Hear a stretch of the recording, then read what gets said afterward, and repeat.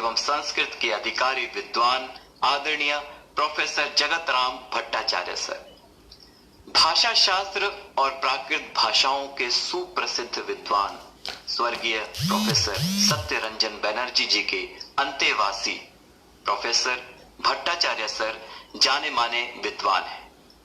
आप जैन विश्व भारती लाडनो में प्राकृत भाषा एवं साहित्य के आचार्य रहे हैं।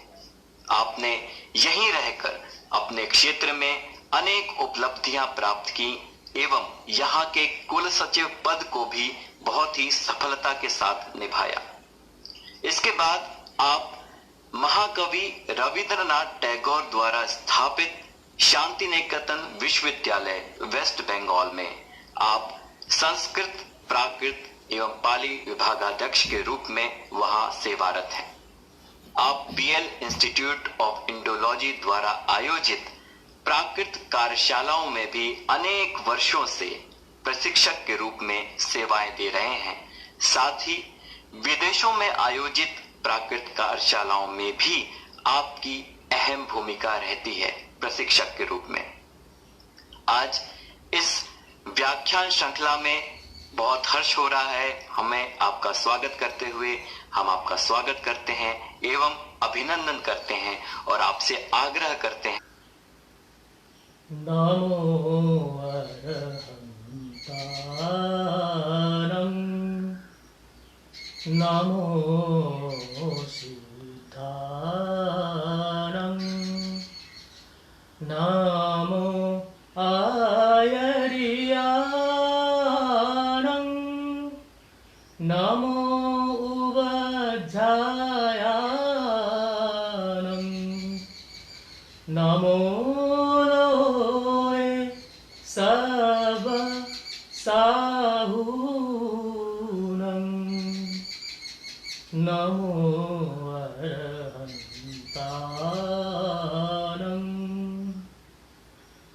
एषो पंच नमोकारो सब पावपनासनो मंगलानं च सवेसिं परमं हवै मंगलं परमं हवै मंगलं परमं हवै मंगलं।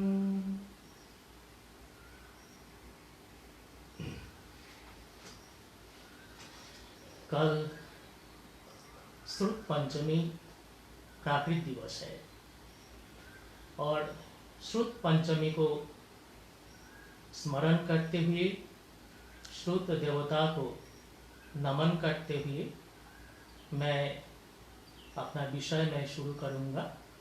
उससे पूर्व मैं आप सभी दर्शकों का मैं अभिनंदन करता हूँ, अभिवादन करता हूँ और जिन्होंने यह कार्यक्रम तैयार किया है, संयोजक के रूप से प्राकृत टाइम्स इंटरनेशनल के जो एडिटर है डॉक्टर अरिहंत कुमार जैन, इसके जो आयोजक है पागद भाषा जो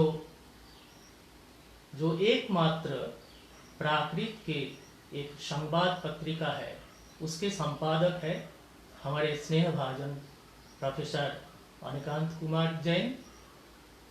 इस कार्यक्रम को बढ़ाने के लिए उत्साह से काम करने के लिए सदा तत्पर डॉक्टर मुन्नी जैन जी, डॉक्टर इंदु और समग्र कार्यक्रम के जो संरक्षक है आदरणीय प्रोफेसर फूलचांद जैन प्रेमी जी को मैं सादर यथा योग्य प्रणाम, अभिवादन और मैं सभी को मैं शुभकामना देता हूँ। और मैं ऋणी हूँ अरिहंत के प्रति, क्योंकि अरिहंत ने ये कार्यक्रम मेरे से पहले भारत के जो है दिग्गज विद्वानों को यहाँ बुलाए थे और उन्हीं सभी से बहुत अनमोल जो व्याख्यान उन्होंने प्रस्तुत किया है। मैं मेरे सभी पूर्व वक्ताओं के प्रति मैं सादर नमन करता हूँ। उनसे मुझे बहुत कुछ सीखने को मिला है और मैं आज मेरा व्याख्यान जो है इस विषय में जो प्राकृत भाषा और व्याकरण की परंपरा, इस विषय में मैं कुछ बातें आपके समक्ष में उपस्थापित करूंगा। प्राकृत शब्द को जब हम बोलते हैं या सुनते हैं तब मुझे जहाँ तक अनुभव है, इस शब्द से जैन संप्रदाय के लोग संपूर्ण रूप से परिचित है और भारतीय विद्या के जो अध्येता है वो व्यक्ति पूर्ण रूप से प्राकृत शब्द से परिचित है। और प्राकृत एक भाषा, एक प्राचीन भाषा है, इस विषय में ज्ञात है। लेकिन ये भाषा आज ऐसे अव्यावहारिक हो गया है या लोगों के प्रयोग में इसको स्वीकार नहीं करने के कारण से इस भाषा कहीं अनजान सा ऐसा प्रतीत होता है लोगों के लिए।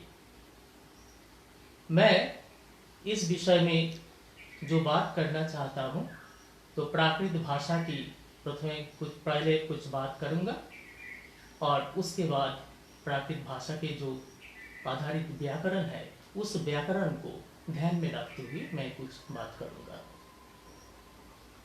तो प्राकृत भाषा सारे भाषाओं के एक समय काल आधुनिक भाषा विज्ञानियों ने एक निर्णय किया है और इस प्राकृत भाषा को एक प्राचीन भाषा के रूप से या भाषा विज्ञान के दृष्टि से कहे मध्य भारतीय आर्य भाषा, जिसका समय माना जाता है लगभग 6ठी ईसा पूर्व से 10वीं ईस्वी तक, ये जो लगभग 1500-1600 साल का जो इतिहास है, इस समय में इस भाषा का एक समय काल ये माना गया है।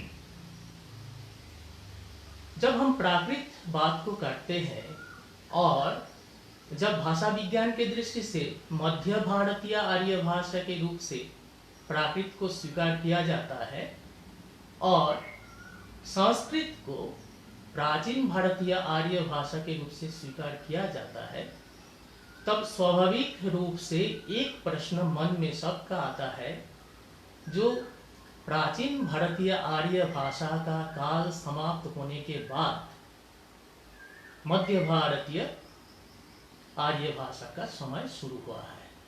और इस दृष्टि से आपात दृष्टि से ऐसा लगता है जो संस्कृत के बाद प्राकृत, इसीलिए विद्वानों ने जो संस्कृत को प्राकृत की प्रकृति माना है।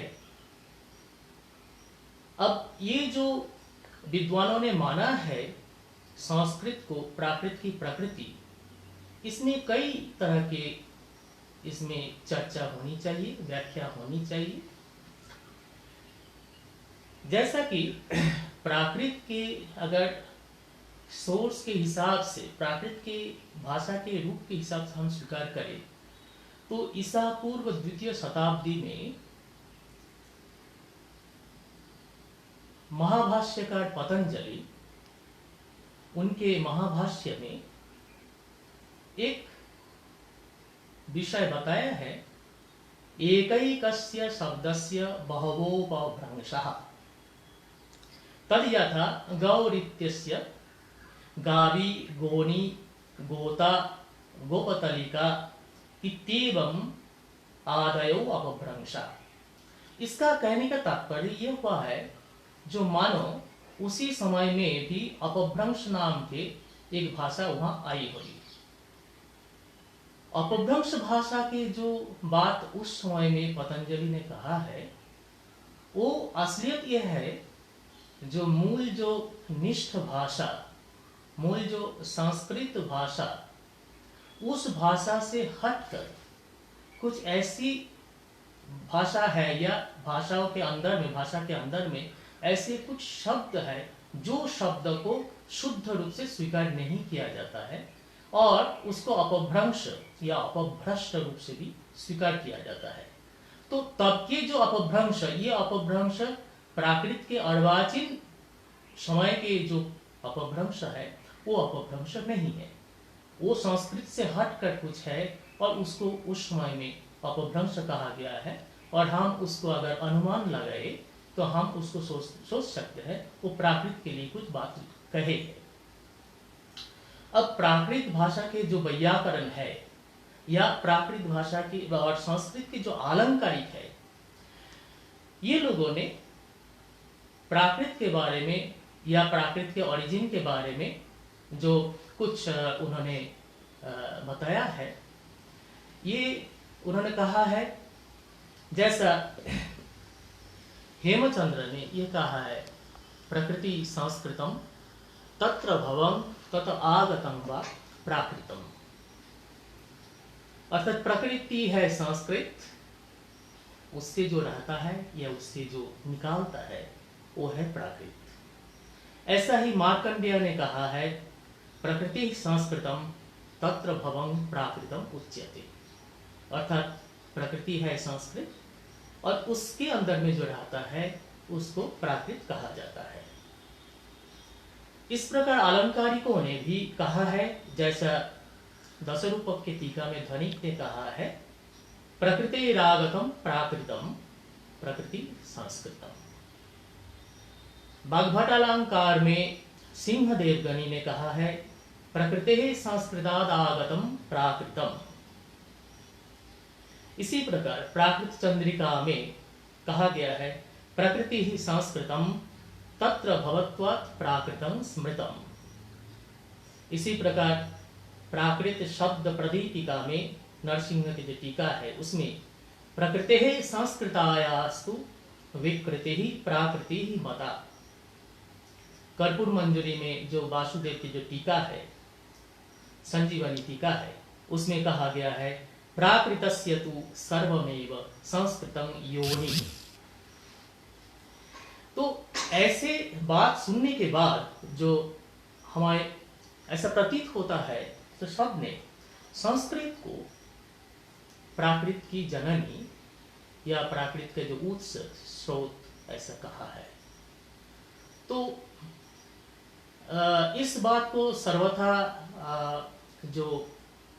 इसको इनकार नहीं किया जा सकता है, जो सभी लोगों ने संस्कृत को प्राकृत की जननी माने हैं, लेकिन बात को हमें और कुछ और दृष्टि से इस बात को हमें देखना चाहिए, समझना चाहिए।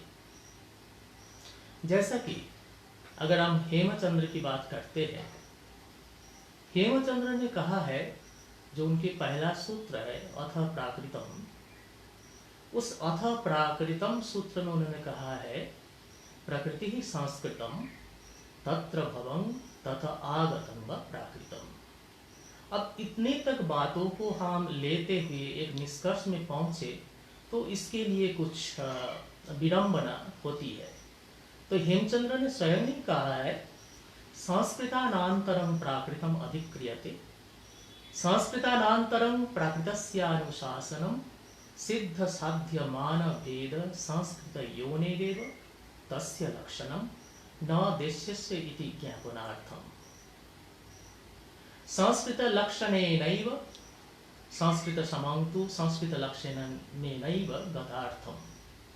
प्राकृते च प्रकृति प्रत्यय लिंग कारक समास संगादय संस्कृतवत् वेदितव्या। अब हुआ क्या, जो हेमचंद्र ने पाणिनिवत्, हेमचंद्र ने 8 अध्यायों में उन्होंने व्याकरण रचना किया, और उस 8 अध्यायों में 7 अध्याय, पहला 7 अध्याय वो संस्कृत व्याकरण का नियम उन्होंने प्रतिपादन किया। अष्टम अध्याय जो है, ये अष्टम अध्याय में उन्होंने प्राकृत व्याकरण के विषय में लिखा है। तो इसीलिए उन्होंने कहा संस्कृतानांतरम प्राकृतम अधिक्रियते। इसीलिए उन्होंने कहा प्राकृते च प्रकृति प्रत्यय लिंग कारक समास संज्ञादय संस्कृत वद वेदितव्य। उन्होंने प्राकृत भाषा के जो लक्षण संस्कृत के साथ मिलता है वो संस्कृत व्याकरण में तो उसके लिए उसकी व्याख्या, उसका उदाहरण, उसका प्रयोग, ये सब उन्होंने दे दिया। देने के बाद जो है 8वां अध्याय में प्राकृत के लिए सारे विषयों को उनको पुनः जो है उसको उपस्थापन करने का कोई उनका औचित्य नहीं था। इसीलिए उन्होंने कहा वो संस्कृत जैसा है उसको समझ लेना चाहिए। तो हेमचंद्र की इस बात को जब हम देखते हैं तब हम हेमचंद्र के लिए जो भ्रांति की एक बात कहा जाता है, जो स्वयं हेमचंद्र ने संस्कृत भाषा को प्राकृत भाषा की जननी माना है, तो इस बात से थोड़ा सा ये ठीक नहीं लगता है, व्याख्या ठीक नहीं होता है।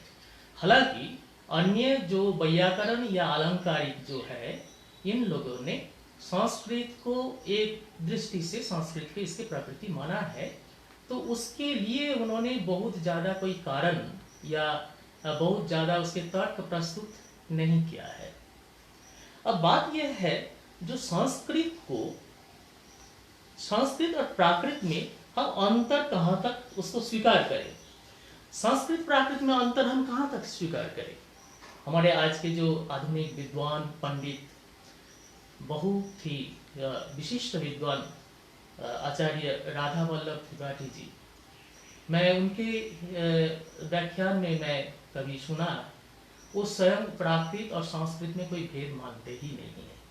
वो प्राकृत को कोई अलग रूप से ऐसे उनके वो स्वीकार नहीं करते हैं।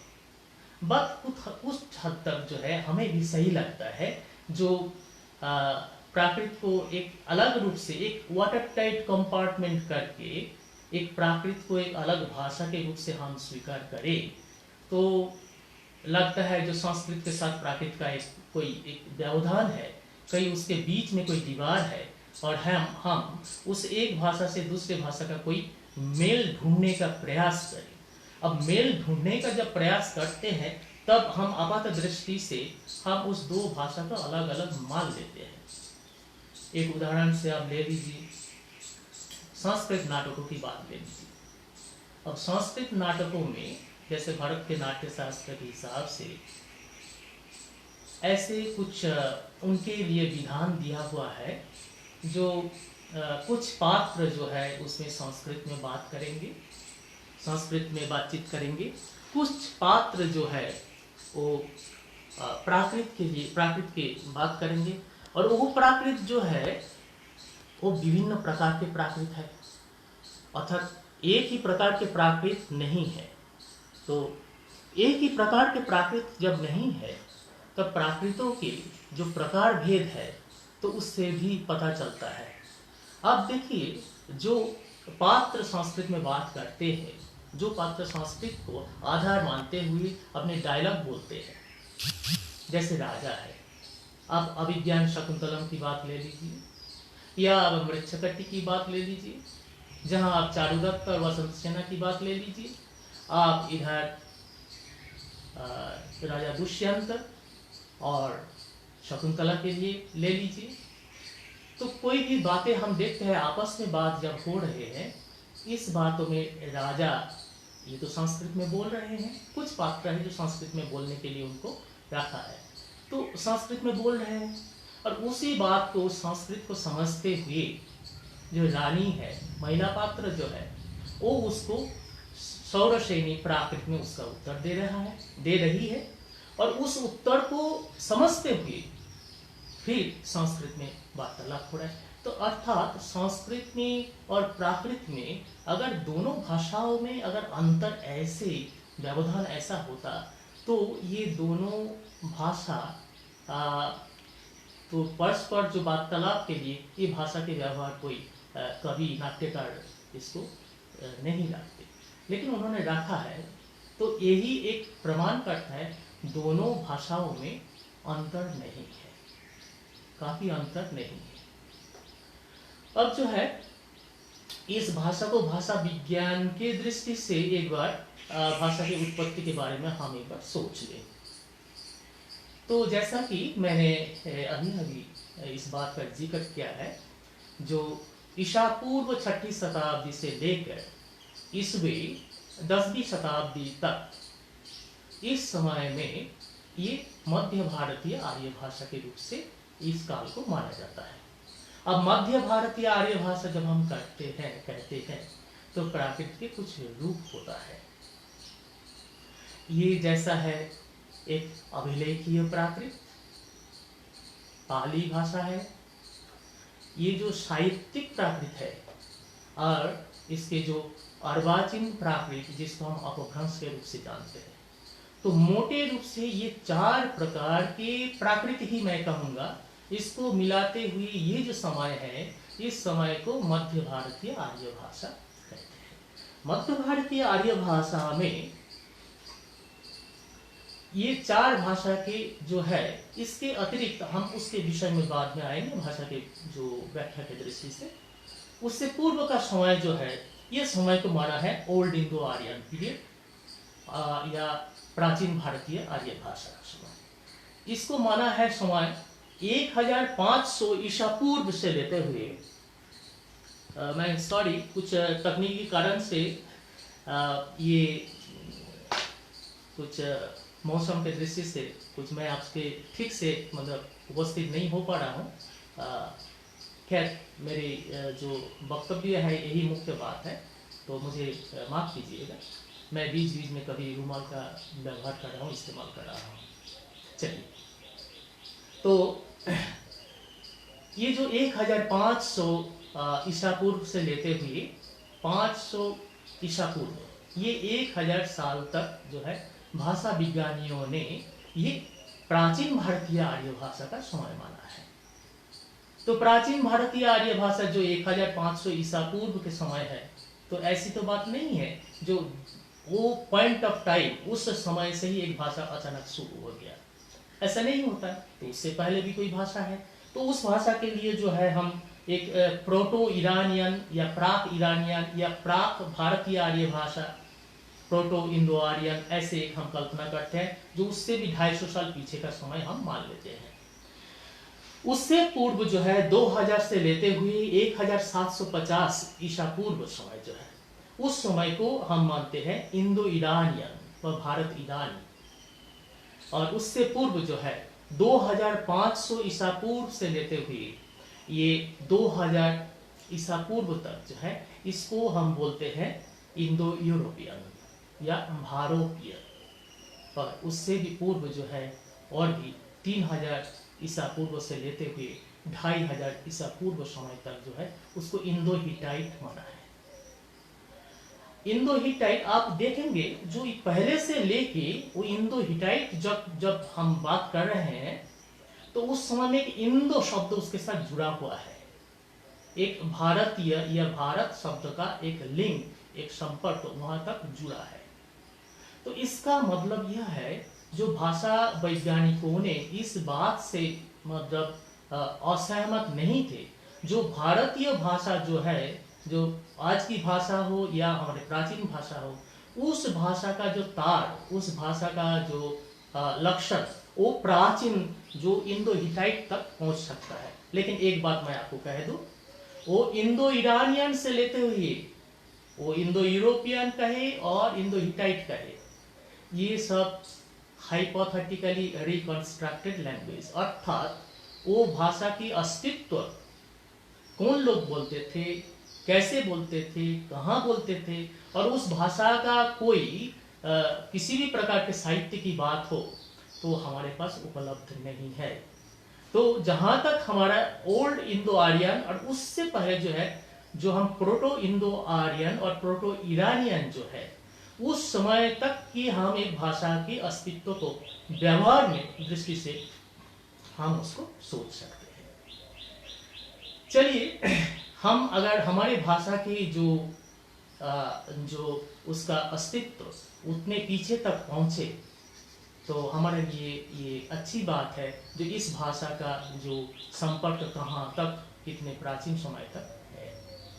फिर मैं आ जाऊंगा आपको ओल्ड इंडो आर्यन, जिसको हम संस्कृत बोलते हैं। इस ओल्ड इंडो आर्यन में भी कोई स्टेज है, ये ऐसा नहीं है केवल संस्कृत है। ये वैदिक वेद से लेते हुए और जो लौकिक संस्कृत है इसके बीच में भी भाषा का जो है काफी विवर्तन, काफी उसका डेवलपमेंट होते हुए तो लौकिक संस्कृत में वो आया है। जैसा कि वैदिक के बाद वैदिक जो भाषा है उसके बाद जो है ब्राह्मण की भाषा है, आरण्यक की भाषा है, उपनिषद की भाषा है, उसके बाद जो है कालिदास भगवती के जो हम संस्कृत देखते हैं। और जो संस्कृत आज भी प्रवाहमान है वो संस्कृत भाषा वो जो है अलग संस्कृत क्या है। और भाषा के दृष्टि से, भाषा के प्रभाव के दृष्टि से वो संस्कृत का भी प्रभाव चलता रहा। तो ईसा पूर्व 6वीं शताब्दी हम क्यों मानते हैं? इस समय में भगवान महावीर और भगवान बुद्ध का समय माना जाता है। तो भगवान महावीर और भगवान बुद्ध उस समय से इस प्राकृत भाषा का या मध्य भारतीय आर्य भाषा का समय इसीलिए माना जाता है। इसका मतलब ये नहीं है भगवान महावीर ने प्राकृत भाषा का उद्भावन किया है या भगवान बुद्ध ने इस भाषा का उद्भावन किया। भाषा चलती रही और उस भाषा को उन्होंने उपयोग में लाया, अपने प्रवचन में, अपने व्याख्यान में, अपने भाषण में उसको लाया है। इसका मतलब है जो 6वीं शताब्दी का जो हम एक मत रख रहे हैं, एक समय की दृष्टि से हम रख रहे हैं, तो वो उससे पहले भी चलती थी। वो भाषा उससे पहले भी चलती थी का मतलब है वो संस्कृत के साथ वो भाषा चलती थी। तो संस्कृत के साथ चलती थी का मतलब है उससे पहले जो उपनिषद के कालीन भी एक भाषा है और आरण्यक के समय का भी एक भाषा है, ब्राह्मण की एक भाषा है, वैदिक समय की भी एक भाषा है। अर्थात वैदिक समय से ये भी प्राकृत भाषा का एक लौकिक रूप, जनभाषा के रूप में तब भी प्रचलित थी। हम तो ये नहीं कह सकते जो वैदिक ऋषियों ने जो उन्होंने वैदिक मंत्र और ऋचाओं के जो सृजन किया है या उन्होंने जो उद्गार किया है वो अपने कोई गांव के कोई व्यक्ति हो और कोई सामान्य व्यक्ति हो, जंगल के कोई व्यक्ति हो, आश्रम में आसपास में आने वाले कोई व्यक्ति हो, उनको वैदिक भाषा में ही बात की है। वो जिस भाषा में उन्होंने ऋचाओं रचना किया है उसी भाषा में बात की, ऐसे तो नहीं है। तो वो सामान्य कुछ बात तो वहां भी कहे होंगे।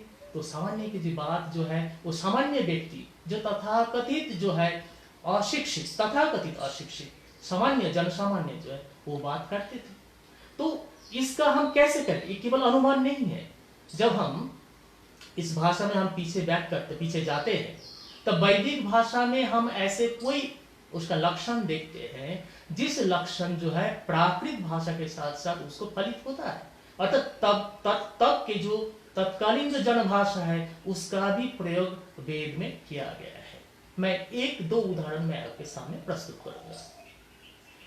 देखिए वैदिक में जो विकट शब्द है, इस विकट शब्द जो है जो संस्कृत में हम विकृत बोलते हैं, और विकृत शब्द जो है ये प्राकृत में आएगा तो विकट से विअड ऐसा रूप हो जाएगा। वेद में विकट शब्द विकृत के लिए प्रयोग हुआ है। इसका मतलब यह नहीं है जो क्लासिकल संस्कृत में विकट शब्द नहीं है, लेकिन उसके सोर्स कहाँ कहाँ मिलता है। अच्छा देखिए, अब जब कोई अकारांत शब्द वेद में हम देखेंगे उसमें तृतीया बहुवचन में जो भिस प्रत्यय है उसमें वो नरे भी देवे भी ये प्रयोग होता है। वही विषय जब हम इसमें लाएंगे प्राकृत में देखेंगे तो उसमें भीषो ही हिंग ही ये प्रयोग होता है, उसमें ही का प्रयोग होता है, उस ध का ही ह होता है। यह जो संस्कृत शब्द है यह से वेद में वो ईधा, वही यह जो है षोडशनी प्राकृत में यह हचोड़हस्य, यह शब्द के लिए ईधा शब्द का प्रयोग होता है। तो ऐसे जैसे त्वा प्रत्यय है तो त्वा के जगह पर त्वान ये प्रयोग जो है वेद में हुआ है और तुवान ऐसा प्रयोग प्राकृत में हुआ है। ऐसे कई उदाहरण है जिन उदाहरणों से हमें ये पता चले जो वेद के समय में भी प्राकृत का एक अस्तित्व अच्छे ढंग से उसमें रहा होगा। चलिए मैं अब कुछ उस विषय में मैं बात करूंगा जो प्राकृत की जो भौगोलिक दृष्टि से और प्राकृत के नाम की दृष्टि से मैं कहूंगा। ये देखिए, ये संयोग की बात है या हमारे दुर्भाग्य है जो ख्रीष्ट पूर्व जो भारत था, बृहद भारत, और आज के भारत में मैप की दृष्टि से हम देखें तो कोई परिवर्तन हुआ है। पूर्व दिशा में राइट दाएं तरफ कुछ काट गया है, बाएं तरफ भी कुछ काट गया है, और संयोग ऐसा ही है। तब का मध्य भारत और आज का मध्य भारत हम एक ही दृष्टि से हम सोच सकते हैं। तो ये कहा जाता है जो संस्कृत सर्वव्यापी एक भाषा थी, लेकिन वो संस्कृत क्या ऐसा है जो पाणिनि निर्दिष्ट या पाणिनि प्रभावित या पाणिनि प्रेस्क्राइब्ड जो संस्कृत है वो संस्कृत सब जगह में प्रचलित थी? शायद ऐसा नहीं है, क्योंकि आज भी संस्कृत भाषा जो पूरे विश्व में एक प्रकार की भाषा के रूप से है, और उसमें जो व्याकरण के रूप से जो सिद्ध रूप है उसको होते हुए भी कुछ प्रादेशिक शब्द, कुछ स्थानीय शब्दों का भी संयोजन उसमें होता है, आज भी है। तो शतपथ ब्राह्मण में मैं उसका आपका एक रेफरेंस में बता सकता हूँ। शतपथ ब्राह्मण में एक जगह में कहा है जो उत्तर भारत के जो भाषा है वो भाषा बहुत उत्कृष्ट भाषा है, और इसीलिए उस जगह में शतपथ ब्राह्मण का ये है 3 का 2 3 15 और 11 का 4 1 1। उसमें बताया गया है जो उत्तर भारत में एक भाषा जो है सबसे अच्छी भाषा में वहाँ भाषा चलती थी, जिसके कारण से पूरे भारतवर्ष के दूसरे जगह से विद्यार्थी अध्ययन जो है अच्छे भाषा को सीखने के लिए उत्तर भारत में आते थे। अब देखिए, जो आज के जो सेंट्रल पार्ट जो है मध्य भारत जो है, तब का भी मध्य भारत जो है वही हमारे आज के जो उत्तर भारत या दिल्ली को केंद्र करते हुए थोड़ा सा और उत्तर साइड में और थोड़ा पूर्व पश्चिम में लेते हुए उसका एक सर्कल मानते हुए वो जो एरिया है, उस एरिया को अगर हम स्वीकार करें जो संस्कृत का सबसे उत्कृष्ट भाषा का एक केंद्र था, तो उसी स्थान के जो एक कथ्य भाषा, एक जो लौकिक भाषा, एक जन भाषा है, वो भाषा है शौरसेनी भाषा। वो शौरसेनी उस एरिया का है, इसीलिए शौरसेनी जो है ये संस्कृत के साथ बहुत संबंध युक्त है, बहुत उसके साथ संपर्क है। अब ले लीजिए जो ब्रह्मदेश, आज के जो म्यांमार है, वहां से लेते हुए क्रमश पश्चिम चलते जब गांधार देश अर्थात वर्तमान के जो अफगानिस्तान है वहां तक प्राकृत का विस्तार था। ये प्राकृत जो है दक्षिण में जो द्रविड़ भाषाएं जो है, ये भाषाओं में संस्कृत और प्राकृत के बहुतायत उसमें प्रयोग है। फिर भी अगर एक बार द्रविड़ भाषा को हम एक बार पास में रखें तो जितने भारतीय आर्य भाषा है ये सारे भाषाओं के जो है वो अस्तित्व जो है उस समय से प्राकृत के रूप से हम ब्रह्मदेश म्यांमार से लेते हुए हम जो गांधार देश तक अफगानिस्तान तक हम देख सकते हैं। तो उस अफगानिस्तान तक जो भाषा है और वो जो म्यांमार की जो भाषा है वो ऐसा नहीं है जो एक ही प्रकार के भाषा दोनों जगह में है। तो ऐसा हिंदी में बोलते हैं ना, कितने कोस में पानी और इतने कोस में वाणी। मुझे वो मुहावरा याद नहीं आ रहा है, लेकिन मुझे विश्वास है जो आप लोगों को जिनको इस बात को पता है, इस मुहावरे को पता है, तो अस्फुट आवाज से एक बार तो कहते होंगे, और बाद में जब आप सोचेंगे जो ये आपका व्यर्थ प्रयास है, ये भट्टाचार्य जी के पास ये पहुंचेगा नहीं, तो अपने आप हंसते रहेंगे। तो ऐसा मुझे लगता है। खैर, तो म्यांमार से लेते हुए जब हम गांधार देश तक जाते हैं तो कुछ स्थान भेद में वो भाषा का अंतर होता है, और उस भाषा का अंतर होने का मतलब होता है ऐसा नहीं है जो एब्रप्टली चेंज होता है, ऐसा नहीं है जो अचानक 12 किलोमीटर के बाद जो एक नई भाषा आ गई है, ऐसे नहीं है। कुछ विषय को छोड़ता है, कुछ विषय को पकड़ता है, ऐसे करते करते भाषा की गति जो है ये चलती है। चलते चलते जब गांधार देश तक हम देखें तो वहाँ भाषा में काफी परिवर्तन होता है। तो इधर का पूर्व भारत में जो मगध को केंद्रित करते हुए पूर्व भारत में हम उनको आज मागधी प्राकृत कहते हैं, और उस मागधी एरिया के थोड़ा सा उत्तर भाग को हम अर्धमागधी, थोड़ा सा पश्चिम को भी अर्धमागधी मानते हैं। उसके बाद जो है वो शौरसेनी का अंचल होता है, और शौरसेनी जब हो जाता है वो पश्चिम में और उत्तर पश्चिम में जो है वो पैशाची प्राकृत का एक रूप होता है। पश्चिम में जो है वो गुर्जर प्राकृत कहे या जो महाराष्ट्री प्राकृत का एक उत्तर भाग की भाषा, इस शब्द से हम स्वीकार करें।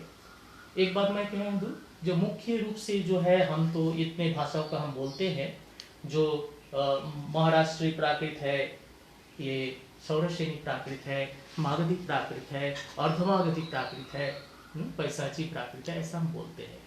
लेकिन इतना ये तो मुख्य प्राकृत है। इन प्राकृतों के कुछ प्राकृतों की भी कुछ उपबोलियां भी है। जैसा अब मान लीजिए मागधी प्राकृत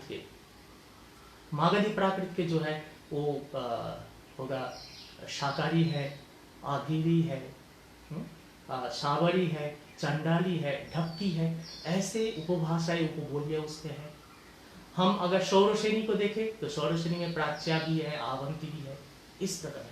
पैशाची में भी कोई भाग है, मैं ज़्यादा डिटेल्स में नहीं जा रहा हूँ, तो पैशाची के भी भाग हैं। अच्छा, पैशाची प्राकृत के बारे में मैं एक बात बता दूं, ये कहा जाता है पैशाची प्राकृत जो नॉर्थ वेस्टर्न का है, कोई विद्वान मानते हैं एक्चुअली विंध्य रीजन दक्षिण भारत के साथ साथ उसका कनेक्शन है। तो ये सब जब हम बोलते हैं तो उसके पीछे एक लॉजिक है, जो उत्तर पश्चिम भारत में जब हम बोलते हैं तो उसमें हम देखते हैं आज के जो राजस्थान कहे, पंजाब कहे, और उधर में जो है एक ऋग्वेद में एक सूक्त है, अग्नि सूक्त है, जो अग्नि मीड़े पुरोहितम, ये रा जो है ये रा जो है सेरिब्रल है, मूर्धन्य रा है, जो पैशाची प्राकृत का एक विलक्षण लक्षण है। और उस र का प्रयोग जो हम देखते हैं जो उस साइड में भी होता है, अब उस र जो है साउथ इंडिया में भी हमें मिलता है। तो एक लक्षण मैं बता रहा हूं जिसके कारण से हम बोलते हैं, क्योंकि पैशाची प्राकृत के जो साहित्य है वो साहित्य हमारे पास उपलब्ध नहीं है। एक गुणाढ़ के बृहत कथा के बारे में हम जानते हैं, लेकिन वो आज अनुपलब्ध है। तो हेमचंद्र ने अच्छा फिर मैं बताऊंगा उसमें जो इसी प्रकार जो महाराष्ट्रीय प्राकृत है, तो महाराष्ट्रीय प्राकृत को और प्राकृत, इसको सामान्यतः हम महाराष्ट्रीय प्राकृत को प्राकृत ही बोलते हैं। और 6th शताब्दी में जब दंडी ने काव्यादर्श में कहा है, महाराष्ट्र स्वयं भाषां प्रकृष्टं प्राकृतं विदुः सागर शुक्ति रत्नानां सेतु बंधादि जन्मयम्। तो उन्होंने महाराष्ट्रीय भाषा से आश्रित भाषा को ही मुख्य प्राकृत के रूप से स्वीकार किया है। तो महाराष्ट्रीय भाषा हम इसीलिए हेमचंद्र के प्राकृत व्याकरण में महाराष्ट्रीय शब्द नहीं है, उन्होंने प्राकृत कहा है। लेकिन बड़ा रुचि के प्राकृत प्रकाश में हम देखते हैं जो उसमें उन्होंने महाराष्ट्रीय के रूप से स्वीकार किया है, महाराष्ट्रीय शब्द का उल्लेख किया है। तो ये जो साहित्य है, अब इन प्राकृतों के ये तो प्रकार भेद के लिए मैं कुछ कहा, इसके अतिरिक्त भी उपभेद और वो है, मैं ज़्यादा डिटेल्स में मैं नहीं जा रहा हूँ क्योंकि व्याकरण के बारे में भी मुझे कुछ बताना है। तो ये सारे प्राकृत जो है हेमचंद्र के दृष्टि से, या हम प्राकृत के रूप से जो जानते हैं, वो 3 प्रकार के प्राकृत है। एक्चुअली प्राकृत 3 प्रकार के, या तो वो तत्सम है, या तद्भव है, या देशीय है। और तत्सम किसके समान, तो किसके समान जो है वो संस्कृत समान है, संस्कृत के समान है। तद्भव अर्थात संस्कृत से थोड़ा बहुत वो हट के एक रूप बनता है, उसको तद्भव बोलता है। और देशीय जो है, देशी भाषा जो है, वो देशी भाषा के लिए तो हेमचंद्र स्वयं ने कहा है, जो देशी भाषा वो जो लक्षण में जे लक्षणे न सिद्धा न प्रसिद्धा सक्कया ही हानेसु न य गौण लक्षणा शक्ति संभवा ते यह निबद्धा। अर्थात देशी नाम माला, देशी शब्दकोश जब हेमचंद्र ने रचना की है, उन्होंने ये बताया देशी शब्द वो शब्द है, हाँ प्रांतीय शब्द को हम एक दृष्टि से कहते हैं, लेकिन देशी शब्द वो शब्द है जो व्याकरण के मुख्य नियमों से वो सिद्ध नहीं होता है, या व्याकरण के गौण लक्षण के नजदीक भी नहीं जाता है, ऐसे शब्द है, या अभिधान में भी जिसका स्थान नहीं मिलता है, सक्कया ही हारेषु, संस्कृत अभिधान में जिसका स्थान नहीं मिला है, ऐसे शब्द होता है जो देशी शब्द है। तो प्राकृत हम कहते हैं जो तत्सम तद्भव और देशी, तो हमें जितने प्राकृत है उस प्राकृत में ही तत्सम का रूप है, उस प्राकृत में तद्भव का रूप है, और उसी प्राकृत में देश्य रूप भी हमें मिलेगा। तो इसी प्रकार जो साहित्य की बात मैं कहूँ, जो प्राकृत में काफी साहित्य रचना किया है, एक तो सौरसेनी और अर्धमागधी की बात मैं पहले कह दूं, तो सौरसेनी और अर्धमागधी ये जैन संप्रदाय के दो संप्रदाय ने ये अलग अलग एक भाषा को वो अपने संरक्षण वहाँ मिला है। जैसा अर्धमागधी जो आगम साहित्य है, ये श्वेतांबर के आगम साहित्य है, और जहाँ अर्धमागधी भाषा को आश्रय मानते हुए ये रचना हुई है। और सौरसेनी भाषा को मुख्य रूप से जो दिगंबर संप्रदाय के जितने ग्रंथ है, दिगंबर संप्रदाय के जो ग्रंथ है, उस ग्रंथों को उन्होंने ये सौरसेनी भाषा में उसमें निबद्ध किया है। तो सौरसेनी भाषा में निबद्ध करके सौरसेनी का एक स्थान दिगंबर आगमों में बहुत अच्छे ढंग से मिला है। इसके अतिरिक्त एक भ्रम भी हमें है, जो जैन मतलब प्राकृत मतलब जैनिज्म, प्राकृत मतलब जैनिज्म ऐसा नहीं है। जैसा कि हम बोलते हैं पाली मतलब बुद्धिज्म, ये तो बात सही हो सकता है, जिसमें 99% या उससे भी ज्यादा जो बौद्ध तत्वों की बात है ये पाली भाषा में रचना की गई है। लेकिन प्राकृत के बारे में हम जो कहते हैं, इतने वेरिएशंस है, इतने व्यापकता है, इतने बड़े पैमाने में प्राकृत है, तो वो केवल जो है जैनों में वो सीमित नहीं रहा। तो इसीलिए महाराष्ट्र प्राकृत में ऐसे बहुत साहित्य है, बहुत विषय है जो जैन तत्वों से उसका कोई संबंध नहीं है। हम अभिलेखीय प्राकृत को देखेंगे तब भी हम देखेंगे जो उसमें इसके साथ जैनों के साथ संबंध नहीं है, मतलब है, लेकिन ऐसे बहुत से अभिलेख है जो इसमें बौद्ध जैन तत्वों को शिक्षा नहीं देते हैं। तो अशोक के अनुशासन जो है, धर्मानुशासन हम देखेंगे तो उसमें ही। तो अभिलेखीय प्राकृत की एक बात है। ड्रामेटिक प्राकृत एक प्रकार की है जो ड्रामा संस्कृत नाटकों में ड्रामा में व्यवहार हुआ है, वो एक प्रकार के प्राकृत है। ऐसा है जो उपरूपक के जो एक भेद में जो नाटिका के बहुत नजदीक ये माना है, एक नाटक को हम आज को नाटक ही कहेंगे, वो एक्चुअली है सट्टक। ये सट्टक जो है ये पूर्ण रूप से प्राकृत में लिखे हुए सट्टक है। यहाँ चाहे देव हो, चाहे ऋषि हो, चाहे कोई भी पात्र हो, या कोई मतलब तथाकथित जो सबऑर्डिनेट्स है, तथाकथित जो सहकर्मियां है, जो तो कर्मचारी है, ये सब लोग जो है ये प्राकृत में बात करते हैं। तो ये प्राकृत के पूर्ण रूप से एक नाटक के दृष्टि से ये एक बहुत अच्छा एक उदाहरण के रूप से हम बोल सकते हैं। तो मैं कुछ प्राकृत साहित्य की बात मैं कहूँ, लेकिन समय की सीमाबद्धता है, तो उसके थोड़ा बहुत कुछ प्राकृत के साहित्य के बारे में मैं आपको जस्ट परिचय करा दूं। जब हम प्राकृत के कथा साहित्य हम बोलते हैं, जो उसमें तरंग बई, तरंग लोला, वसुदेव हिंदी, सवराज्य कहा, ऐसे कई है कथा साहित्य है। चरित साहित्य जब हम कहेंगे तो पौमचर्यम, हरिवंशचर्यम, पासनाचर्यम, महावीरचर्यम, सुदंसनाचर्यम, ऐसे चरित साहित्य भी बहुत है। प्राकृत के जो काव्य साहित्य है उसमें हम गाहा सप्तशती, जिसको हम गाथा सप्तशती के रूप से जानते हैं, ऐसे वज्रालग्ग है, सेतुबंध है, गौरव है, हरि विजय है, रावण विजय है, विषमवान लीला है, ऐसे कई प्राकृत के काव्य साहित्य हमें मिलता है। नाट्य साहित्य में जो है, मैंने जैसा कि भी कहा है, संस्कृत नाटकों में प्राकृत का प्रयोग तो हुआ है पूर्ण रूप से, लेकिन प्राकृत का जो नाटक जिसको हम सट्टक बोलते हैं, ऐसा भी सबसे प्रसिद्ध जो है ये राजशेखर के कर्पूर मंजरी है। विलासवती है, चंद्रलेखा है, आनंद सुंदरी है, सिंगार मंजरी है, रंभा मंजरी है। ऐसे ऐसे बहुत प्राकृत के जो नाट्य साहित्य में हम मिलता है। तो मैं इसीलिए भाषा का विषय बोलते बोलते मैं साहित्य में इसीलिए आ गया, जो भाषा का जो विवर्तन, भाषा का जो प्रयोग, भाषा का जो आधार जो है वो साहित्य में कहाँ कहाँ मिला है। इसीलिए मैं अभी फिलहाल जो है इसके छंद शास्त्र और अलंकार शास्त्र में जहाँ जहाँ प्राकृत के है उसको मैं ज़्यादा उसमें नहीं आ रहा हूँ उसमें। तो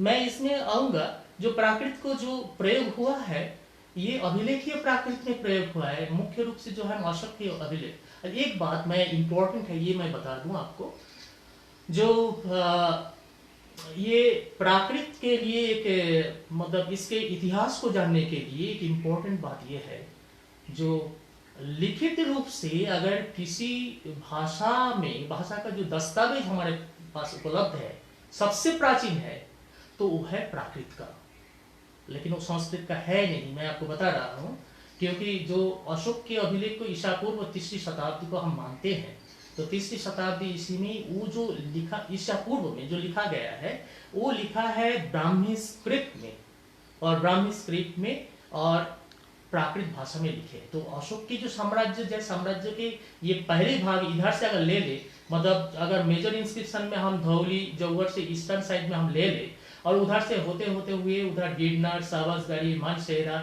और वहां तक ले ले, या उससे भी उत्तर पश्चिम में और कोने में जहां चाइनीज तुर्किस्तान के है वह निया प्राकृत का एक वहां भी मिला है। तो प्राकृत के जो विभिन्न प्रकार के प्राकृत विभिन्न स्थान में है, विभिन्न प्रकार के, ये अशोक के अभिलेख तथा अन्य अभिलेखों से भी हमें पता चलता है। तो अशोक के जैसे रॉक एडिक्ट जो है, शिलालेख जो है, गिरनार है, कालसी है, शाबासगढ़ी, मानसेरा है, धौली है, जौगढ़ है, ऐसा है। ऐसे पिलार एडिक्ट भी है, स्तंभलिपि भी है, दिल्ली टोपरा, दिल्ली मिलाट आदि आदि है। इसी प्रकार जो है माइनर इंस्क्रिप्शन में भी है, सांची, सारनाथ आदि आदि है। इधर में कलकत्ता बैराट, कलकत्ता बैराट, रूपनाथ आदि आदि ये सब हमें मिलता है। इंस्क्रिप्शन की बात कहते कहते मैं एक बात कह दूं, जो ईसा पूर्व 2री शताब्दी में जो हमें खारवेल का इंस्क्रिप्शन, हाथीगुम्फा इंस्क्रिप्शन जो आज ओडिशा में उदयगिरी खंडगिरी में हमें मिलता है, वो पूर्ण रूप से एक जैन विषय को लेते हुए एक जैन सम्राट के रूप से उन्होंने कुछ वहाँ उत्कीर्ण किया था। और उसमें इंटरेस्टिंगली मैं आपको बताऊं, जो उसका पहला सेंटेंस जो है वो नमो अरहंतानम नमो सबसिधानम है। अब वो जो नमो है ये मैं कुछ दिनों से जो वक्तृता में मैं सुन रहा था, जो डेंटल न है या मूर्धन्य न है, सेरिब्रल न है, नमो है या नमो है, ऐसे है। तो हमें प्राचीन लिपि में जो मिला है वो नमो है, दंत न है। लेकिन इसमें भी कुछ सवाल है, कुछ कहते हैं जो न लिखने के लिए जो पोर्शन है उस पोर्शन में कुछ छेद आ गया या ऐसा कुछ ऐसे विकृति हो गई जिसको से न दिखाई पड़ता है। तो मैं ये कहूँगा जो हमारे इसमें डॉक्टर मुन्नी जैन जी जो है वो ब्राह्मी लिपि के लिए बहुत अच्छे ज्ञाता है, विशेषज्ञ है। तो वो इस विषय पर बाद में कभी प्रकाश डाले, वो नमो और नमो में वो कौन से पाठ सही होना और आदि के रूप से किया था, हम कभी उनसे उम्मीद करेंगे कि वो ब्राह्मी लिपि को वो अच्छे ढंग से उनका पढ़ने की उनका एक अलग विशेषज्ञता है। तो इसके बाद मैं थोड़ा सा ग्रामर के विषय में आऊँगा, हालांकि समय हो चुका है, काफ़ी समय हो चुका है, फिर भी मैं थोड़ा सा समय आपके लिए लूँगा क्योंकि विषय इतना व्यापक है और मैं अपने इस विषय को मतलब चर्चा करने में अपने आप को मैं सीमित नहीं कर पा रहा हूँ। तो थोड़ा और विषय को हम जाने, तो हम जब देखेंगे जो प्राकृत व्याकरण की बात हम कहेंगे, तो प्राकृत व्याकरण का जो वो समय है हमें पास प्राप्त जो है, उपलब्ध जो है, चंड को मानते हैं, लेकिन ये अभी ये तय नहीं है वडरुचि से पहले है या वडरुचि के बाद है। तो हम वडरुचि से लेते हुए मार्कंडेय तक कई वैयाकरण है, जो प्राकृत वैयाकरण जिनका हम मान सकते हैं जो इन्होंने ये प्राकृत कुछ पूर्वी भारत के प्राकृत वैयाकरण है, पश्चिम भारत अर्थात हेमचंद्र, कुछ जो है वडरुचि के अनुसारी है या वडरुचि जिसको लीड करते हैं, और उधर के हम कहेंगे पश्चिम में जो है वो हेमचंद्र लीड करते हैं। तो ऐसे कुछ वैयाकरण जो है मैं उनका परिचय थोड़ा सा मैं आपको दे दूं। तो प्राकृत प्रकाश जो है ये बड़रुचि का है। ये बड़रुचि का प्राकृतिक प्रकाश इसीलिए बहुत प्रसिद्ध हुआ है क्योंकि इस उपलब्ध व्याकरण में सबसे प्राचीन व्याकरण जो है ये प्राकृत के ये है प्राकृतिक प्रकाश। और इसीलिए भारत में विभिन्न यूनिवर्सिटी में और कोर्स में पढ़ाए जाने वाले ये है। और उसके बाद ये हमारा आता है चंड का व्याकरण। तो चंड का व्याकरण जो है इसीलिए प्रसिद्ध नहीं हो पाया है, केवल मात्र 99 सूत्र उसमें है और उसमें जो सब डायलेक्ट्स जो है वो एक एक सूत्र देके उसको कंप्लीट किया गया है। तो बड़रुचि प्राकृतिक प्रकाश। लेकिन बड़रुचि के बाद हेमचंद्र 10th सेंचुरी में जब आए हैं तो 12th सेंचुरी 1088 से लेते हुए 1172 तक, तो ये जो समय है 12th सेंचुरी ये हेमचंद्र का है। तो हेमचंद्र का व्याकरण में मैंने आपको कहा जो ये बहुत प्रसिद्ध व्याकरण है। 1119 उसमें सूत्र है। उसमें प्राकृत व्याकरण में उसके 4 पाद है। पहला पाद जो है उन्होंने स्वर के विकार के बारे में और असंयुक्त व्यंजन के बारे में उन्होंने कुछ कहा है। दूसरा अध्याय जो है ये संयुक्त व्यंजन और कुछ जो है अव्यय के बारे में उन्होंने कुछ बताया है। और तीसरा अध्याय जो है ये केवल मात्र मॉर्फोलॉजिकल अर्थात शब्द रूप और धातु रूप के विषय को विस्तार से चर्चा किए हैं। और चौथे अध्याय में उन्होंने जो है ये जो सब डायलेक्ट सौरसेनी, मागधी, पैसाची, चुलिका पैसाची और उसके बाद अपभ्रंश और उससे पूर्व भी धात्वादेश के लिए कई सूत्र उन्होंने किया है। तो हेमचंद्र का जो प्राकृतिक व्याकरण है इसको बहुत एग्जॉस्टिव माना जाता है। इसको बहुत ही एक व्यापक रूप से इंटरेस्टिंग की बात यह है, इंटरेस्टिंग बात जो बड़रुचि अगर 5वीं शताब्दी के है उसके बाद हेमचंद्र 12th शताब्दी है, लगभग 600-700 साल के बीच में अंतराल में और कोई व्याकरण या वैयाकरण का नाम जो है हमें प्राप्त नहीं होता है, उपलब्ध नहीं होता है। तो लेकिन ये तो हम निश्चित रूप से सोचेंगे जो उस समय के भी कोई वैयाकरण या व्याकरण रहा होगा जो लेकिन जिसका अस्तित्व हमारे पास नहीं है। तो चंड का प्राकृतिक लक्षण जो है उसको मैं थोड़ा सा आपको बता दिया है और सिद्ध हेम शब्दानुशासन के जो मैं कुछ बात आपको बता दिया है उसमें। और उसके बाद जो है क्रमोदिश्वर का जो है संक्षिप्त स्वर, ये पूर्व भारत के प्राकृतिक व्याकरण के रूप से 11th-12th सेंचुरी के हैं और इनमें भी उन्होंने 8 अध्याय किया है। और उसके बाद मैं आऊंगा जो प्राकृत अनुशासन जो है पुरुषोत्तम का है, ये भी पूर्वी भारत के व्याकरण है, वो भी 12वीं शताब्दी के हैं। उन्होंने महाराष्ट्री चैप्टर जो है वो किया है। उसके बाद महाराष्ट्री के बाद वो सौरसेनी और आवंती और मागधी, शाकारी, चांडाली, शाबरी, नागर अपभ्रंश, ब्राचड़ अपभ्रंश, कैकेय पैशाची और पांचाली, इन सब भाषाओं के प्राकृत की इन सब भेद प्रभेद के ऊपर उन्होंने चर्चा किए हैं। और भी इंटरेस्टिंग बात है जो है तो उन्होंने अंत में कुछ छंद के विषय में भी और अलंकार के विषय में भी कुछ बात किया है।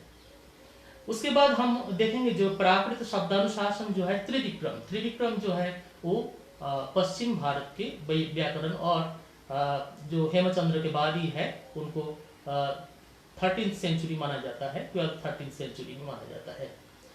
तो उनका भी जो व्याकरण के आधार पर परवर्तीकालीन व्याकरण जैसे सिंहराज, लक्ष्मीधर, अप्पय दीक्षित, ये बाला सरस्वती आदि जो है ये लोगों ने त्रिविक्रम को अनुसरण किया है। उसके बाद जो है प्राकृत रूपवातार जो है सिंहराज का जो है हम उसको देखेंगे।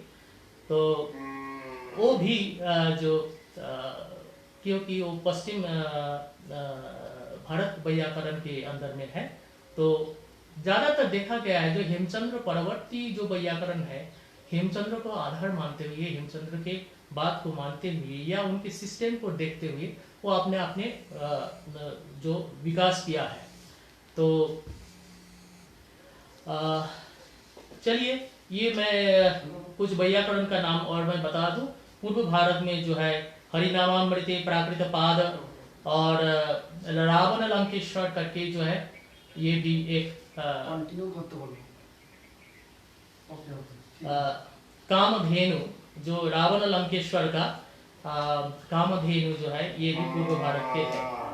तो पूर्व भारत के प्राकृत वैयाकरण और पश्चिम भारत के प्राकृत वैयाकरण, इसको इसके अतिरिक्त भी, जैसा पूर्व भारत में जो कोहल, कपिल, शाकल, मांडव्य आदि आदि वैयाकरणों के नाम हम परवर्तीकालीन जो वैयाकरण है उनके व्याकरण में प्राप्त होता है, लेकिन उनका नाम, उनका व्याकरण हमें उपलब्ध नहीं होता है। इसी प्रकार जो वाल्मीकि का नाम जो है पश्चिम भारतीय वैयाकरण के रूप से उनको हम देखते हैं, तो उसमें भी हम जब देखते हैं उनका भी कोई व्याकरण हमें उपलब्ध नहीं होता है। कुल मिला के ये पूर्व भारत और पश्चिम भारत के वैयाकरण या व्याकरण की बात क्यों कहा गया है, ये जब हम थोड़ा सा तुलनात्मक अध्ययन करते हैं तब हम देखते हैं।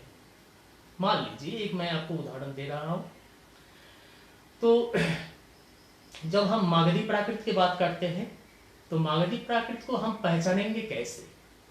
तो मागधी प्राकृत के 2-3 लक्षण जो है बहुत प्रमुख लक्षण है। जैसे मान लीजिए जो अकारांत शब्द का प्रथमा एक वचन एकारांत होता है, ठीक है, और जो र के स्थान में ल होना और तीनों श मतलब श, श और स, ये तीनों ही श अर्थात तालवश्य होता है, ये मागधी प्राकृत का एक लक्षण है। अब अर्धमागधी के लिए जब बात की जाती है, जो अर्धमागधी का क्या मतलब है, तो अर्धमागधी का मतलब ये अर्ध शब्द का भी कुछ अर्थ होता है, 2 अर्थ होता है। अर्ध होता है जिसको हम आधा कहते हैं, हाफ कहते हैं, ये भी होता है, और अर्ध शब्द का मतलब है अल्प भी होता है। तो कहीं कहीं ये माना जाता है जो अर्धमागधी, ये मागधी से कुछ अल्प अंश जो है, अल्प उसका जो लक्षण जो है उस भाषा में प्रयोग होता है। उस अल्प को हम कैसे समझेंगे ना, वो जो अकारांत शब्द का प्रथमा एक वचन का जो रूप है वो ए होता है, इसीलिए हमें अर्धमागधी प्राकृत में हमें मिलता है समने भगवं महावीरे जीने एटसेट्रा। ये प्रथमा एक वचन है, सप्तमी एक वचन का रूप नहीं है। ये जो ए है ये परवर्तीकालीन मागधी जो है, मतलब जिस रीजियन में ये बंगाल, बिहार, उड़ीसा और ये सब एरिया है, ये मागधी एरिया है। तो आज भी ये बंगाली भाषा में भी ये जो मागधी का ये लक्षण, अकारांत शब्द का प्रथमा एक वचन में जो ए होना है, तो ये होना है जो इसका लक्षण हमें मिलता है। जैसा हम बांग्ला में बोलते हैं, अब आज के अगर कोई बंगाली हमें इसको देख रहे हैं, सुन रहे हैं, तो वो इसको समझेंगे। ये जो हम बोलते हैं जो से जाए, संस्कृत में सह गच्छति, वह जाता है, बांग्ला में बोलते हैं से जाए। सापे कामड़े छे मतलब सांप ने डांसा, लोके बले मतलब आदमी लोग बोलते हैं, लोके बले, सापे कामड़े छे, बाघे धोरे छे, से जाए। ये जो बातें हैं, अकारांत शब्द का प्रथमा एक वचन का प्रयोग ये हमारी भी मिलता है। और बंगला में, जो बंगाल में भी जो है, ये तालवश्य का प्रभाव ज्यादा है। हम दंतस्थ के उच्चारण के स्थान में भी थोड़ा तालव्य और दंत के बीच में एक प्रोनाउंसिएशन, एक उच्चारण हमारा होता है इधर का बंगाल साइड में। लेकिन ये प्राकृत का ये जो मागधी का जो लक्षण है, ये लक्षण ये अर्धमागधी में एकारांत में प्रयोग होता है। अब र और ल की बात जो है, र के स्थान में ल होना, देखो ये तो संस्कृत में भी होता है, रलयो रभेद ये संस्कृत में भी है। प्राकृते हरिद्रादो ल एक सूत्र भी है जहां कुछ शब्द के लिए र के स्थान पे ल हो जाता है, और इसी कारण से भी अगर र के स्थान में ल हो गया, वो मागधी का ही एकमात्र लक्षण कहेंगे ऐसे जरूरी नहीं है। शौरसेनी में आइए, शौरसेनी में जो मूल रूप से त के स्थान पर द होना, एक सेंटेंस को, एक पार्ट को आप देखते हुए कैसे समझेंगे, तो ये पोर्शन शौरसेनी के है। तो शौरसेनी को ये हमें सबसे जो ज्यादा से ज्यादा जो प्रयोग देखते हैं, जो अनादि अयुक्त त के स्थान पर द होता है।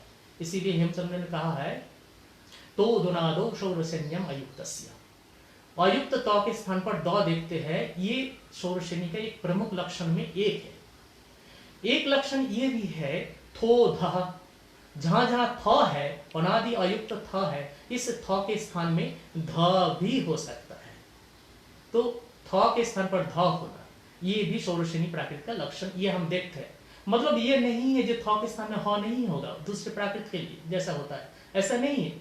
तो हेमचंद्र ने मागध के लिए 16 सूत्र दिया है और लास्ट सूत्र में उन्होंने लिखा है शेषम सौरसेनीवत। सौरसेनी के लिए 27 सूत्र दिया है, उस सूत्र के लास्ट सूत्र है शेषम प्राकृतवत। अर्थात ये 26 सूत्र जो उन्होंने विशेष प्रयोग दिखा है, इसके अतिरिक्त प्रयोग जो है ये प्रयोग सामान्य प्राकृत के लिए भी जैसा होता है ऐसा भी होगा। जैसा मानो एक सूत्र जो है हेमचंद्र जी दीर्घ ह्रस्व मिथो वृत्तो, समास में दीर्घ ह्रस्व हो जाता है परस्पर, ये जो बात उन्होंने कहा है वो तो षोडशनी के लिए भी लागू होगा। पदयो संधिर्वा, दोनों पदों के बीच में संधि होगी, ये जो बात है ये तो षोडशनी के लिए भी लागू होगा, लेकिन वहां उसको प्रयोग नहीं किया गया है, इसीलिए कहा है जो पद वो जो है शेषम प्राकृतवत। और जब शेष होते होते इंटरेस्टिंग, मोस्ट इंटरेस्टिंग ये बात ये है जो प्राकृत व्याकरण के शेष सूत्र, अंतिम सूत्र में शेषम संस्कृतवत। आप देखिए अथ प्राकृतम से जो मिला है प्रकृति संस्कृतम, इतनी बात करने के बाद भी सारे चीज जो है संस्कृत के साथ मिल जाता है। तो कहां तक हम दोनों भाषाओं को वाटर टाइट कंपार्टमेंट करके कहेंगे ये अलग अलग भाषा है। प्राकृत के लिए बड़े सुंदर बातें भी है, प्राकृत के प्रकाश प्राकृत की बात बोलने के लिए भी बहुत अच्छी अच्छी बात कहा गया है। जैसा राजशेखर ने उनके कर्पूर मंजरी में ही कहा है, प्राकृत कितना सुंदर है।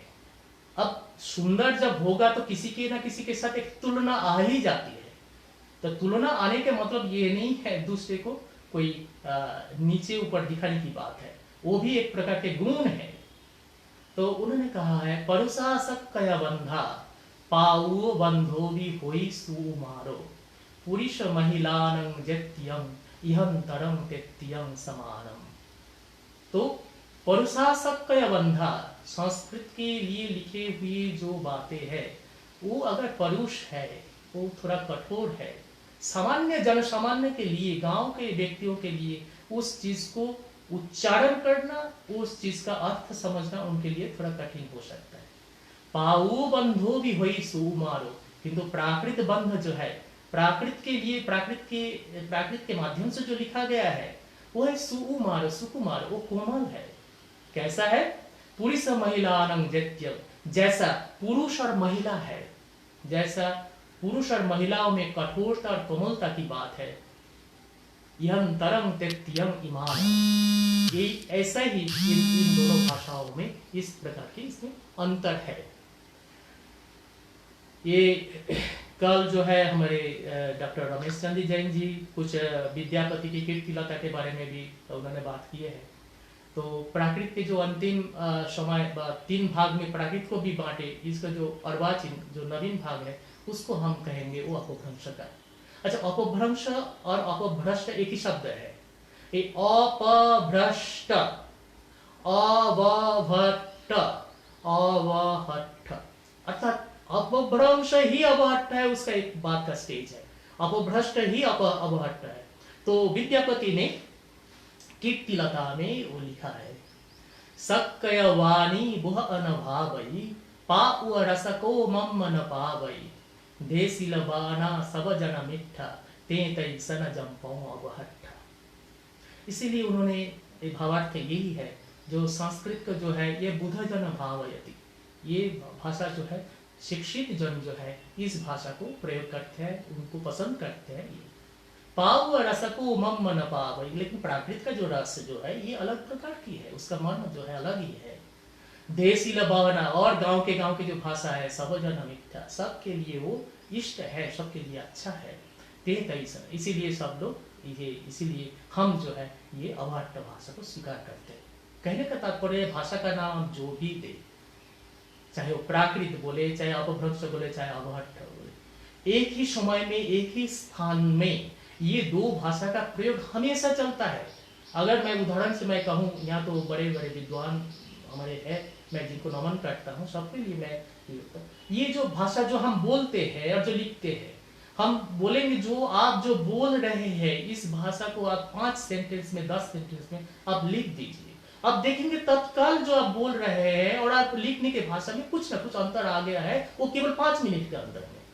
तो इसीलिए एक समाज में और समय के हिसाब से एक भाषा का एक गति, भाषा की गति जो है प्रभावित है, और उस प्रभावित गति में विभिन्न प्रकार के शब्दों का आगमन और शब्दों का जो है वो निमीलन भी हो जाता है, शब्द चला भी जाता है, कुछ शब्द आता भी है, ऐसे ऐसे ऐसे भाषा की गति हुई है। तो प्राकृत आज भी जीवित है। आप देखिए, आप जो भी हिंदी में कहे, आप मान लीजिए अब राजस्थान में मैं बहुत साल रहने का मुझे मौका मिला है, एकदम ठेठ गांव के जो जाट के जो भाषा है, ठीक है, तो उसमें देखिए हेमचंद्र के एक सूत्र है, त्रगड़ त्रसड़ तुवर ट, त्रगड़ त्रसड़ तुवर, ये जो त है इसे ट हो जाता है, तो उसे तुवर शब्द का ध्यान दीजिए, तुवर। तो तुवर शब्द का संस्कृत में मीनिंग क्या है? तुवर शब्द का मीनिंग है जो मान लीजिए जो बच्चा जो है, बालक जो बड़ा हो गया है और उसको दाढ़ी मूछ नहीं निकला है और इसके कारण से उसको बच्चा जैसा दिखाई पड़ता है, तो उसको तुवर कहा जाता है। अब देखो, बच्चा जैसा दिखाई पड़ता है, इस भाव को लेते हुए एक राजस्थान के ग्रामीण शब्द में एक टावर शब्द आ गया है, जो टूवर प्राकृत में होता है टावर, और उस टावर शब्द का केवल मात्र जो है पुरुष के लिए पुंगलिंग में प्रयोग होना था, लेकिन उसका भी एक फेमिनाइन जेंडर टावरा या टावरी शब्द का प्रयोग होता है। ये इस भाषा की बड़ा खासियत है। ये अब लीजिए, वहां बोलते हैं जो संस्कृत का अत्र शब्द है, हम प्राकृत में एत्थ बोलते हैं, तो एत्थ शब्द पंजाब में जाइए, इत्थे, कित्थे, जित्थे, ये शब्द मिलता है। वही जब त्र र और त की जगह में जो ट ठ बन जाता है, वही आपके राजस्थान में जो है अट्ठे, बट्ठे, कट्ठे, ये सब शब्द का प्रयोग होता है। ऐसे शब्द मान लीजिए हिंदी में जो हम कहते हैं, ये बहुत गहरा पानी है, ये गहरा पानी, गहरा जो है ये शब्द है गभीर, ये प्राकृत में गहीर शब्द है, गहीरा, ये गहरा हो गया है।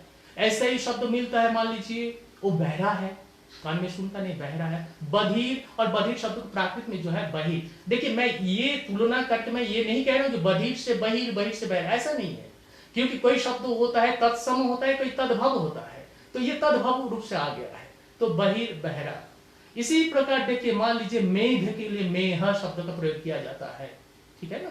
तो इस प्रकार कई शब्दों का प्रयोग हम देखते हैं। तो बचपन से मैं देखता था, वो जो ट्रक के पीछे सबसे परिचित एक शब्द लिखा हुआ होता था, ज्यादातर बचपन में से देखता था, वो बुरी नजर वाले तेरा मुंह काला।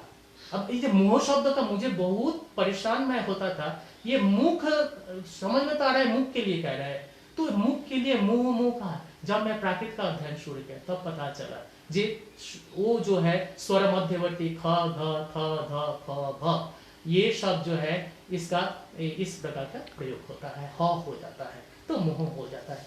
तो मैं और भी कुछ बातें हैं, जैसे मान लीजिए आप हिंदी में जो कोई लड़की का नाम है तो सरिता। अब देखिए, संस्कृत के कुछ शब्द है, वो शब्द को लिंग निर्धारण करना थोड़ा सा दिक्कत है। एवं जो है, मान लीजिए मैं अगर कहूं संपद, ये शब्द का लिंग क्या है, प्रतिपद, उपनिषद, विद्युत, तो ये लिंग निर्धारण करना जो है ये थोड़ा सा मुश्किल होता है। प्राकृत जो है इस विषय में माने बिल्कुल वो सीधा है, प्राकृत ये समझता है, ये प्राकृत बोलने वाला ये समझता है। अच्छा, उसमें ये हम लड़की का नाम जानते हैं, फेमिनाइन जेंडर में हम जानते हैं, या तो आ होता है या ई होती है, ये बड़ा ऊ के साथ साथ होता है। ऐसे कुछ शब्द कमला होते हैं, मीनाक्षी होती है, इसी प्रकार जो आ ई ऐसे ऐसे शब्द होते हैं। ये सरित शब्द कैसे उस स्त्रीलिंग में प्रयोग होगा? तो चलो उसके साथ एक आ लगा दो तो हो गया है सरिता, तो सरिता बन गई है। इसीलिए देखिए, हिंदी में जो हम बोलते हैं ना संपदा, संस्कृत में है क्या संपद, उसमें आ लगा के तब एक फेमिनाइन जेंडर का, एक स्त्रीलिंग का एक प्रयोग करके हमें उसको तसल्ली भी हो रही है। और ये समय प्राकृत के समय से ही है। संपदा, प्रतिपदा, ये शब्द हम कहते हैं, तो ये इसका मतलब होता है जो प्राकृत आज भी हमारे भाषा के साथ वो तो प्रतरूप से जड़ित है।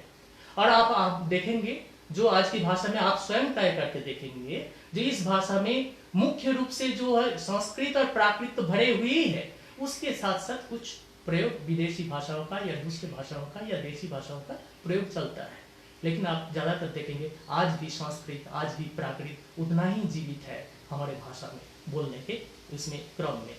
तो मैं सोचता हूँ जो आज यहाँ तक मैं आपके लिए रखूँ, तो मैं प्राकृत व्याकरण के लिए जैसे बहुत लोगों ने काम किया है और जिस परंपरा में हम आते हैं उसमें आचार्य सुनीति कुमार चट्टोपाध्याय, आचार्य सुकुमार सेन, प्रोफेसर मेरे गुरु सत्यरंजन बंदोपाध्याय, इसके अलावा भी जैसा हमारे अरिहंत जी ने भी कहा है, जो ए उपाध्याय है और बड़े बड़े जब व्याकरण जो है के आर चंद्र साहब ये है।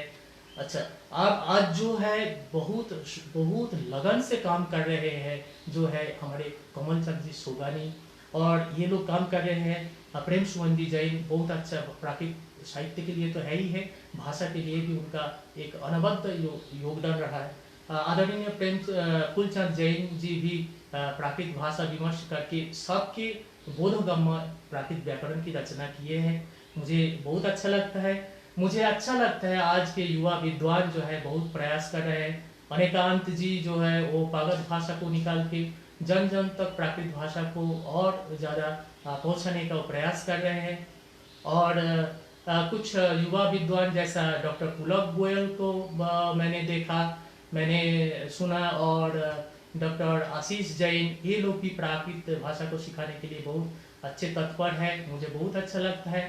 प्राकृत के जो ये हमारे परिवार है ज़्यादा बड़ा नहीं है, लेकिन ये बहुत सुंदर है, बहुत अच्छा है। मुनि जी जो है, मुनि प्रणम सागर जी, मुनि सुनील सागर जी और भी मुनि लोग जो है प्राकृत भाषा को जीवित रखने के लिए सतत तत्पर है। मैं उन सभी के प्रति मैं अपना हार्दिक उद्गार में व्यक्त करता हूँ और मैं चाहता हूँ प्राकृत के विकास में युवा और भी आगे आए और प्राकृत के विकास हो। और अंत में मैं सभी जो है दर्शकों को, दर्शक और श्रोता, इसको मैं सोचा था, बोलते बोलते ही मैं सोचा था, तो दर्शक भी है श्रोता भी है, दोनों मिला के अगर मैं दर्शोता बोल दूं तो शायद समझ भी जाएंगे। तो दर्शोताओं को मैं बहुत बहुत नमन करता हूं।